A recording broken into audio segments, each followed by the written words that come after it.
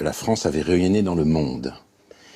Et pour le monde, pour les étrangers, la France, c'était avant tout une patrie littéraire. Lévinas a dit que la France était ce pays auquel on peut s'attacher par le cœur et par l'esprit aussi fortement que par les racines. C'est le grand livre de la déconstruction française.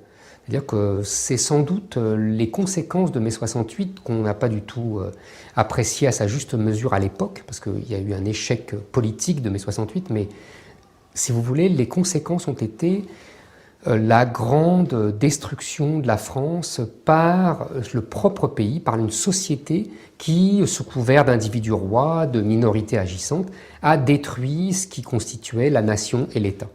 C'est une grande première dans l'histoire. Sans doute que c'est une révolution encore plus importante que 1789.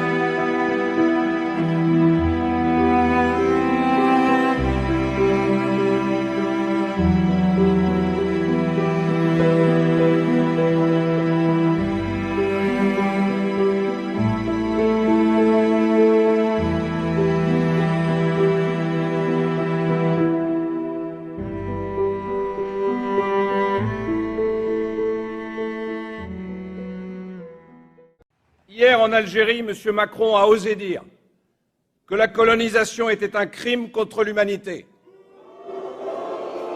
Cette détestation de notre histoire, cette repentance permanente est indigne d'un candidat à la présidence de la République.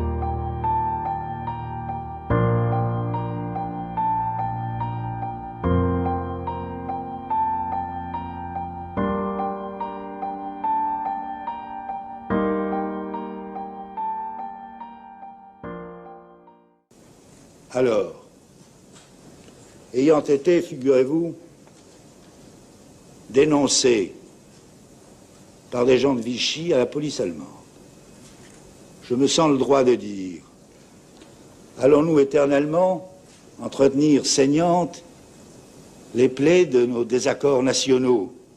Le moment n'est-il pas venu de jeter le voile, d'oublier ces temps où les Français ne s'aimaient pas, s'entre-déchiraient et même s'entretuaient? Et je ne dis pas ça, même s'il y a ici des esprits forts, par calcul politique, je le dis par respect de la France. On voit bien que d'ici au mois de juillet, on va encore vous redemander que la France présente des excuses pour ce qui s'est passé à Vichy. Votre position est toujours la même. Ils attendront longtemps, ils n'en auront pas. La France n'a pas d'excuses à donner, ni la République. À aucun moment je ne l'accepterai.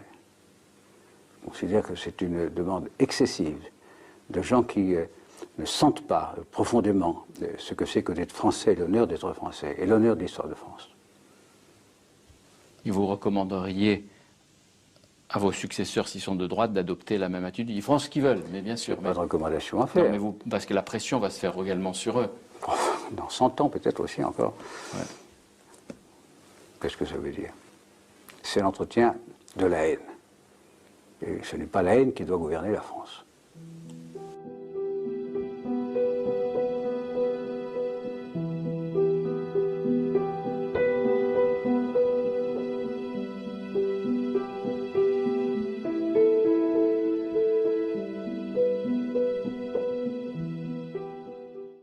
Oui, la folie criminelle de l'occupant a été, chacun le sait, secondée par des Français, secondée par l'État français. Hier,